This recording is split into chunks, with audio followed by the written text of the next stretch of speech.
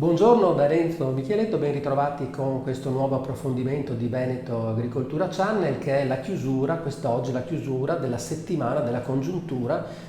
Ogni giorno abbiamo analizzato un comparto e oggi invece chiudiamo, anche perché oggi è il giorno della pubblicazione dell'attesissimo report sulla congiuntura dell'agricoltura veneta nel 2020. Ricordiamo che tutte le pillole registrate nei giorni scorsi sono a disposizione sul canale YouTube di Veneto Agricoltura.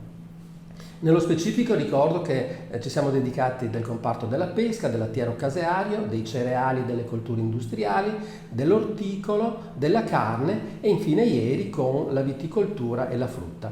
Oggi invece con la dottoressa Alessandra Liviero di Veneto Agricoltura parleremo un po' dell'andamento generale, quindi una visione d'insieme, fornendo anche il valore della produzione agricola veneta e poi parleremo anche di altre cose. Alessandra, allora, dovessimo spendere due parole, abbiamo qualche minuto a disposizione.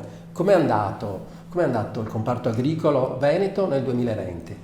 Allora, buongiorno a tutti innanzitutto, partiamo da un contesto generale che causa Covid, come sappiamo bene, è stato molto negativo. Se guardiamo l'indice complessivo della produzione industriale del manifatturiero veneto, siamo a un meno 8,6% rispetto al 2019. L'agroalimentare è andato un po' meglio, solo un meno 4%, e se ci caliamo nel valore della produzione agricola possiamo dire che tutto sommato è andata bene, perché abbiamo avuto un incremento del valore della produzione dell'1,1% rispetto al 2019 con 6,1 miliardi di euro. Quindi di valore della produzione primaria. La produzione agricola veneta vale 6,1 miliardi. Esatto.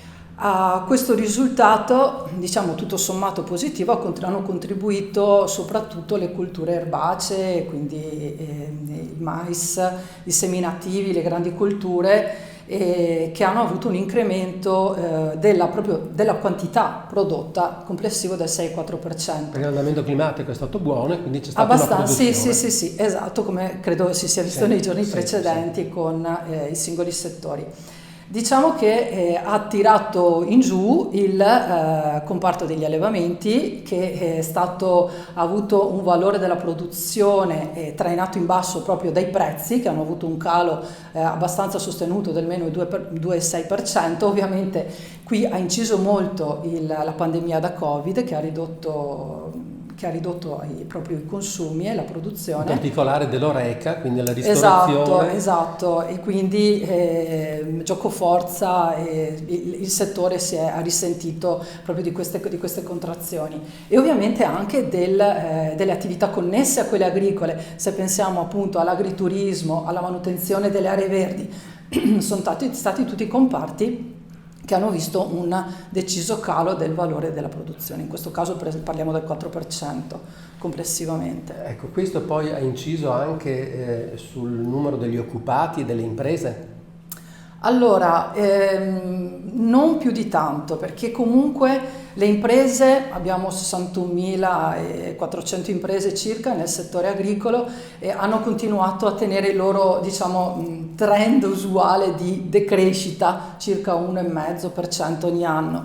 Ricordiamo che il settore agricolo è caratterizzato da imprese, sono tante imprese, ma moltissime di queste sono imprese individuali, l'80% circa, che sono imprese di piccolissime dimensioni, spesso gestite da operatori, da imprenditori agricoli, magari anche anziani, e di conseguenza è naturale questo, diciamo, questo calo di imprese che viene riassorbito da altre magari più consistenti. Infatti abbiamo un aumento solito che diciamo ci caratterizza negli ultimi anni, un aumento delle società di capitali, che anche se rappresentano il 2% delle imprese complessive, però anche quest'anno ha avuto un aumento di circa il 6%, e anche delle società di persone.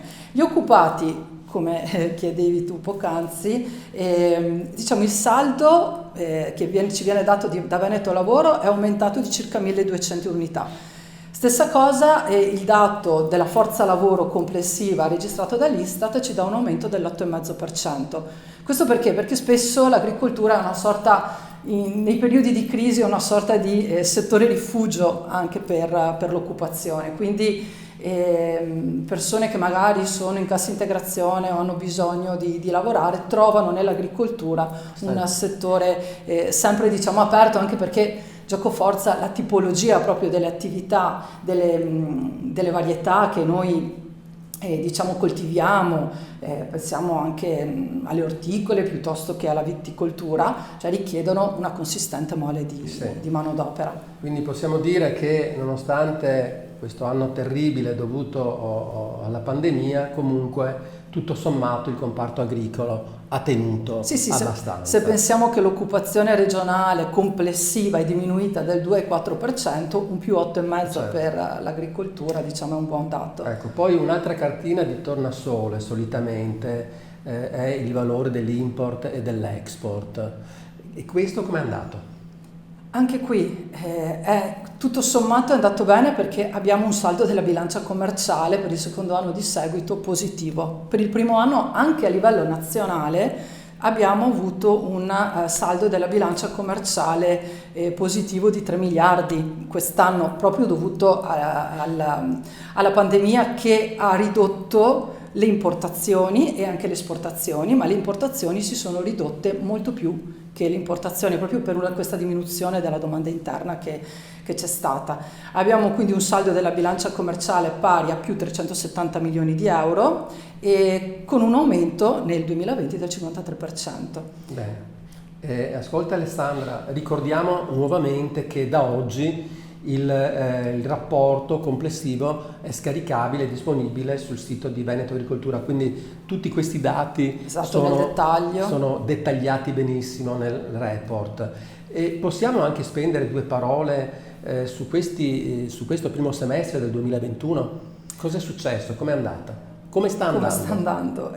Allora, i primi dati che stiamo rilevando sono diciamo positivi per alcuni settori.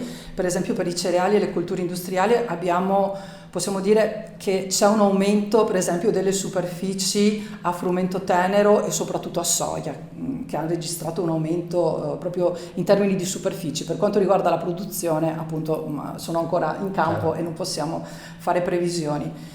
Non sono andate bene le orticole primaverili proprio per l'andamento climatico che ha caratterizzato, e soprattutto per le frutticole. Quelle gelate primaverili hanno compromesso moltissimo la produzione soprattutto di pero, kiwi ed altre, l'albicocco, le pesche per esempio, quindi prevediamo una forte contrazione produttiva per le frutticole.